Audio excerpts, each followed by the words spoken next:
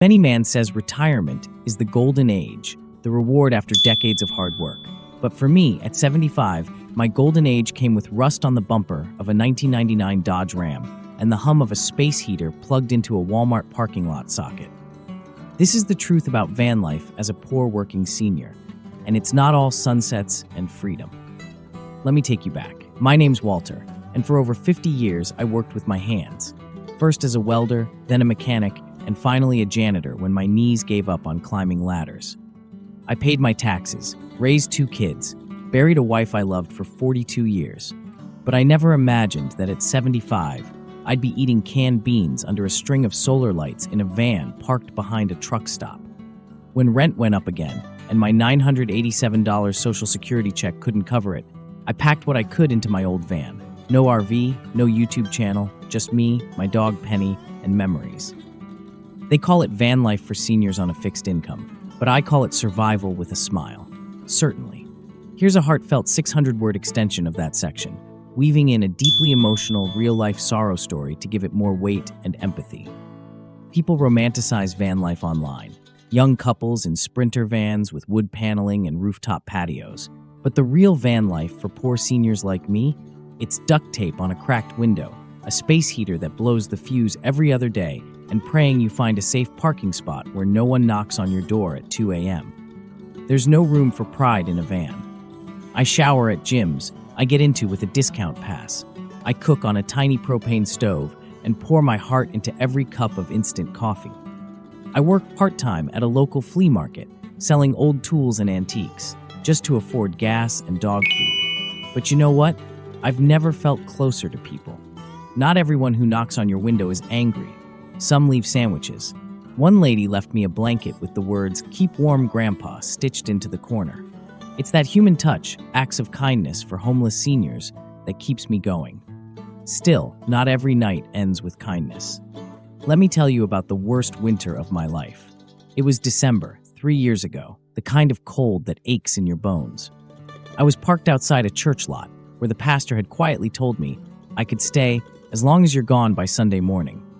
I was bundled up in 4 layers, but my hands were still purple. My heater had quit the night before, and Penny, my old terrier mix, curled tight against my chest, her little body trembling. Around 3 a.m., I heard knocking. Not the gentle kind, the kind that rattles your soul. It was a security guard, young kid, looked like he hadn't shaved in days. "You can't stay here, sir. Church has got complaints from the neighborhood." I tried to explain, told him I was quiet, told him I cleaned up after myself, even offered to leave at sunrise.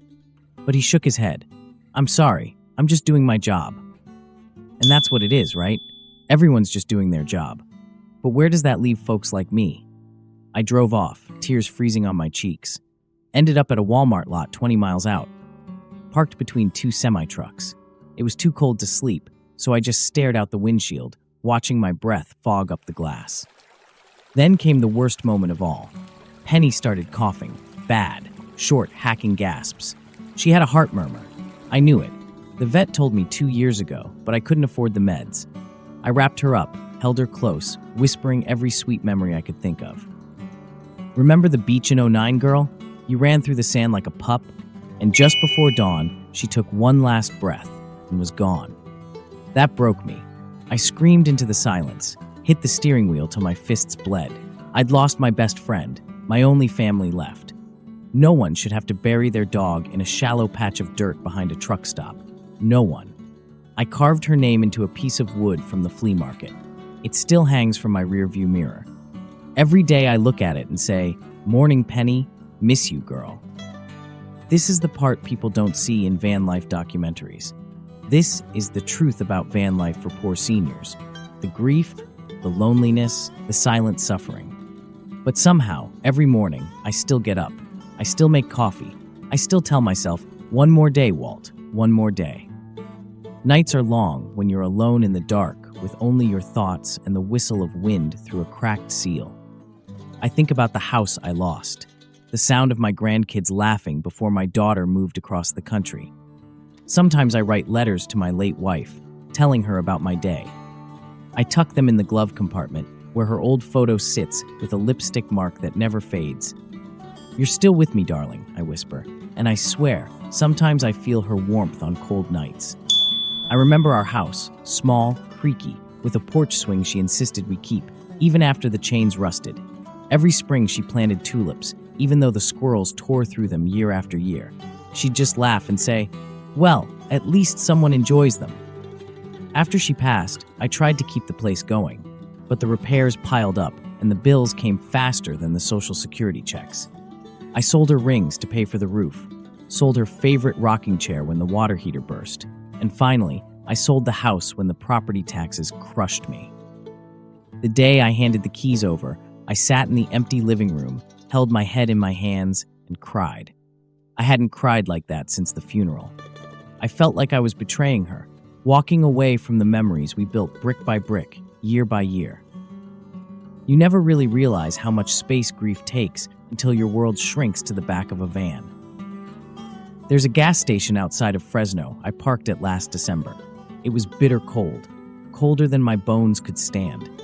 I wrapped Penny in an old flannel shirt and curled up with her in the back, but the wind still got in through the seal around the rear doors. That night, I dreamt of her, my wife. She was sitting in her old robe, humming that same tune she always did when folding laundry. I reached out to touch her, and just like that, she faded. I woke up crying, clutching my chest like my heart had been ripped open. There's something about being alone at 3 a.m. with no sound but your own breath that makes you feel like a ghost in your own life. I don't mind the silence. It's the absence that hurts. The absence of her voice, her touch, her scent in the sheets.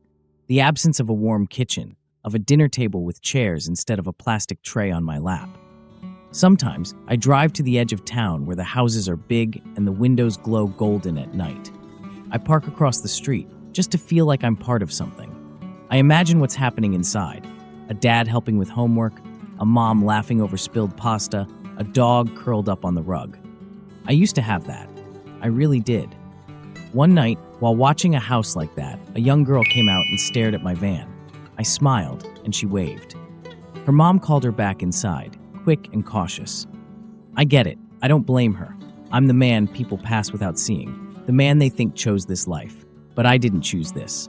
Life just slipped. My daughter used to call every Sunday, then every other week. Now I'm lucky if I get a text at Christmas. She's got her own life, I tell myself. But deep down, I ache for a call. A check-in. A "How are you, Dad?" I don't want pity. I just want to be remembered, heard, hugged. That's the hardest part of growing old. You don't disappear all at once. You fade. Quietly. Slowly. Like the end of a song you once knew by heart. So I write those letters.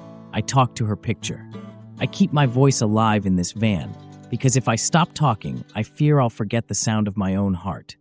And even when the wind howls and the cold bites through every layer I wear, I hold on to the warmth of a love that once filled a house, now tucked in the glove box of a van. There's a small community of us, seniors living in vans and cars. We park near each other in rest stops and city edges. We share soup and stories. Old Bob plays the harmonica, and Maria reads from an old poetry book. We're not just bums, we're grandparents, veterans, retired nurses, former teachers. We fell through the cracks of a system that forgot us. If you're watching this, maybe you pass someone like us today, someone who just wants to be seen. Empathy for the elderly living in vehicles isn't charity, it's justice. I won't lie.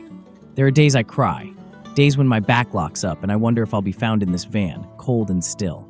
But then Penny jumps up, licks my face, and reminds me that I still matter. I may not have much, but I have stories, laughter, time. And when I see the stars through my roof vent, I realize freedom ain't always pretty, but it's real. This isn't the van life you see in influencers' reels. This is realistic van life for low-income seniors, raw and unfiltered. Last winter, my van broke down on the edge of Nevada. No heat, no phone signal. For the first time in my life, I felt utterly alone. I cried, I screamed, I cursed the world and begged my wife for help. And then, a knock. A young man, maybe 20, asked if I needed help. He towed my van with his truck to his father's garage. They fixed the alternator, free of charge. He said, "My grandfather raised me. You remind me of him." I hugged him. We both cried. That moment, it saved me. It saved my hope.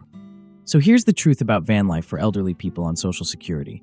It's hard, it's lonely, it's humiliating at times, but it's also filled with tiny moments of humanity that shine brighter than any chandelier in a condo. If you're considering this life, know this. It's not for the faint-hearted. But if you've got grit, love in your soul, and a dog like Penny, you'll find peace. We don't need pity. We need policy change, affordable housing, respect, and most of all, connection. If this story touched you, share it. Share it not just for me, but for every senior sleeping in a van tonight. Let's raise awareness.